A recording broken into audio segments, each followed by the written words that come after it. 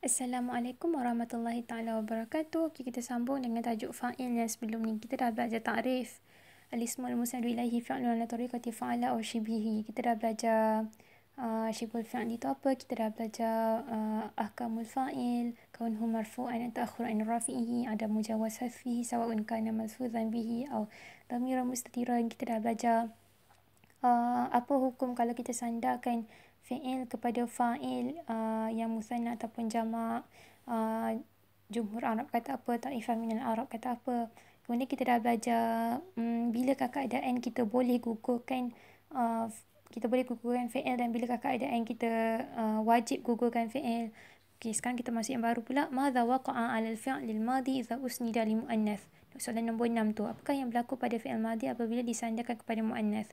Idza usnida al-fi'lul madi ila fa'il muannath. Apabila disandarkan fi'il madi kepada fa'il yang muannath, lahiqathu ta'us sakinah, maka fi'il madi tu hendaklah kita sambungkan fi'il madi tu dengan huruf ta' sakinah di belakangnya. Sawa'un kana al-fa'il muannathan hakikian atau majazian. Sama ada fa'il tu adalah muannas yang hakiki ataupun majazi. Contohnya, nahu qamat hindun. Hindun tu adalah muannas hakiki. Jadi, qama tu kita hendaklah sambungkan dia dengan huruf ta'. Jadilah qamat hindun. Wa tala'at asyamsu. Asyamsu tu adalah muannas majazi. Hindun tu muannas hakiki. Asyamsu tu adalah muannas majazi. Muannas majazi ni bergantung kepada as-sama' lah, bergantung kepada pendengaran. Contohnya, contoh lain bagi muannas majazi, contohnya ar-rih, angin. Ardun, bumi, muannas majazi juga. Kemudian jahannam pun muannas majazi. Banyak lagi lah contoh dia. Okey. Lakin laha halatan. Tetapi ada dua keadaan. Ada dua keadaan fi'il madi ni kena bersambung dengan ta'u ta'nith. Okey, pertama halatu wujub, keadaan yang wajib. Kedua halatu jawaz, keadaan yang harus kita sambungkan dengan ta' sakinah. Kemudian tengok soalan nombor 7 ni. Mata yajibu ta'nithul fi'lil madi, bilakah wajib kita mentakniskan fi'il madi ataupun menyambungkan fi'il madi dengan huruf ta'. An yusnada al-fi'lu, apabila disandarkan fi'il ila fa'il zahir hakiki ta'nith. Apabila fi'il disandarkan kepada fa'il yang zahir hakiki ta'nith, yang jelas hakiki muannath. Contohnya, qamat hindun. Okay, jadi hindun ni fa'il yang jelas hakiki yang jelas hakiki ta'nith. Jadi maka kita tak bolehlah sebut qama hindun, kita kena sebut qamat hindun. Kemudian seterusnya, wajib apabila an yusnada al-fi'lu ila dhamir muannath muttasil. Wajib ta'nith, wajib sambungkan fi'il madi dengan huruf ta' apabila disandarkan kepada dhamir muannath muttasil. Tak kiralah ia kembali kepada isim muannas hakiki ataupun majazi. Contohnya, tengok kat bawah tu, hindun qamat. Mana fi'il? Aina al-fi'lu? Qamat. Itulah. Aina al-fa'il? Fa'il dia, saya cakap tadi, hukum fa'il kenalah at-ta'akhur an rafi'ihi. Dia kenalah duduk setelah fi'il. Jadi fa'il dia mana? Fa'il dia adalah dhamir mustatir, dhamir yang tersembunyi, takdiruhu hiya. Takdirnya adalah hiya. Ya'ud ila hindun.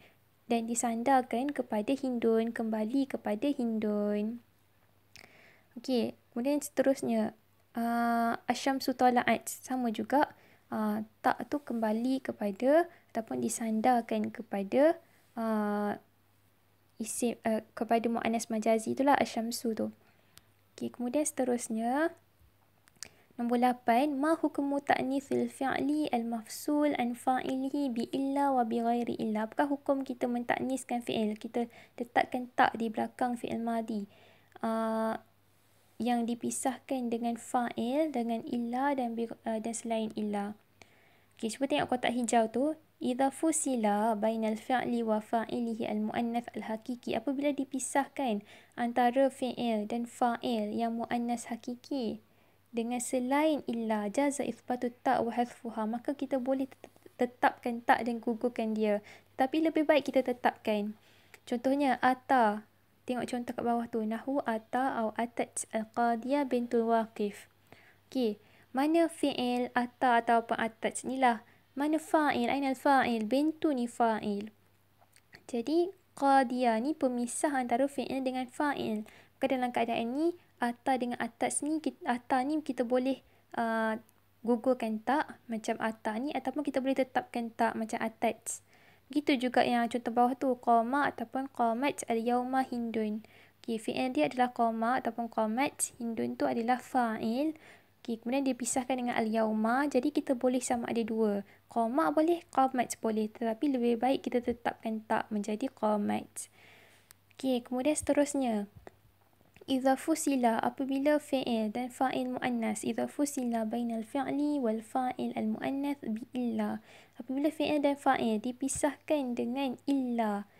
Okey, lam yajuz itsbatu tak. Tak boleh kita tetapkan tak inda jumhur, mengikut jumhur.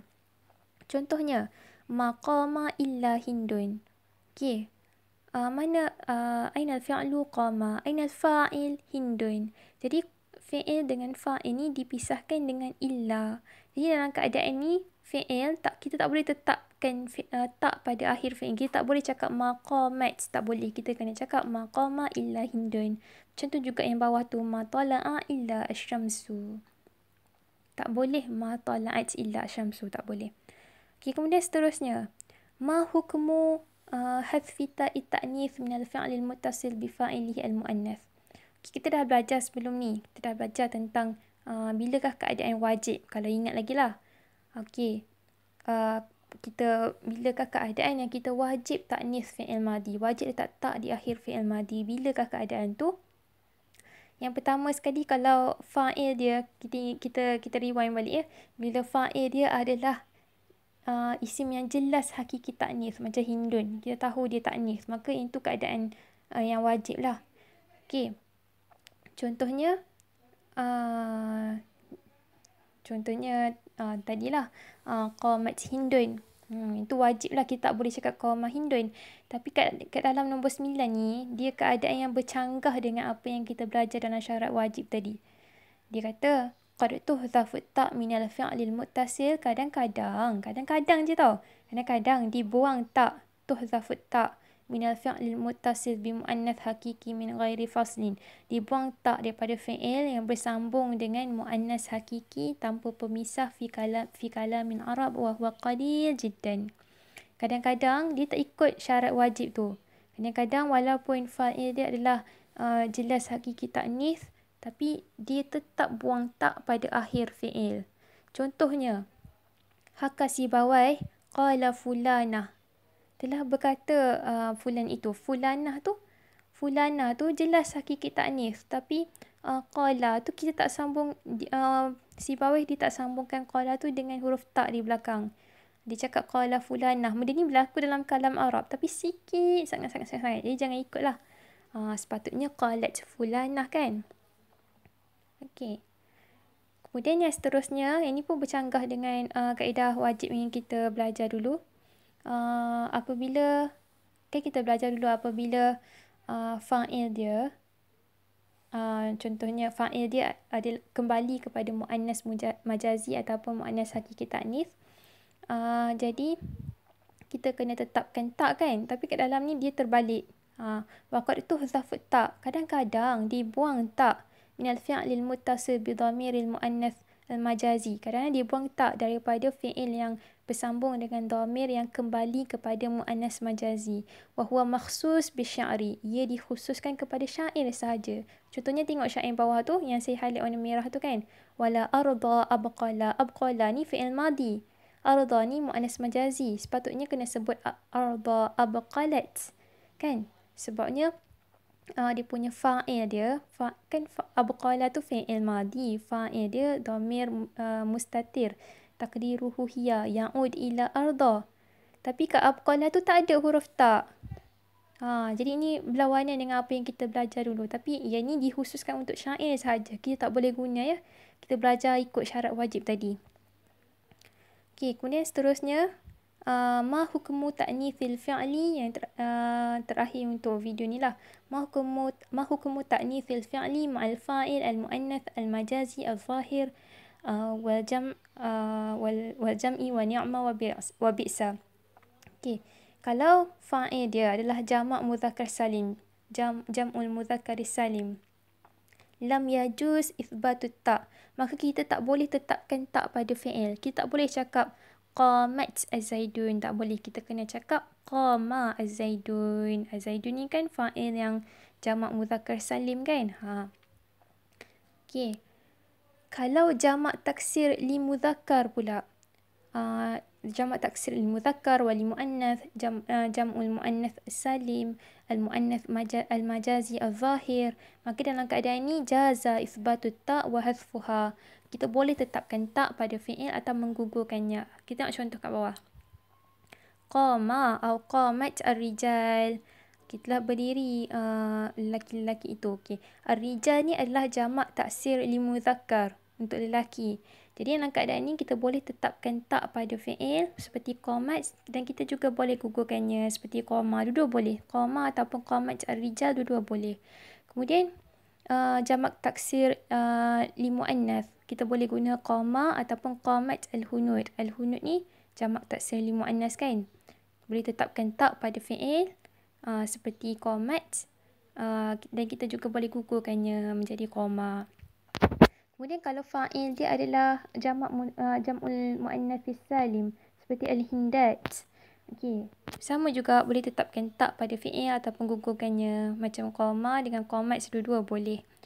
Okey, kalau muannas tu muannas majazi macam asy-syamsu ni, boleh juga kita boleh tetapkan tak menjadi tala'at.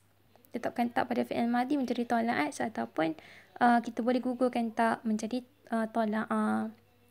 Dua-dua boleh.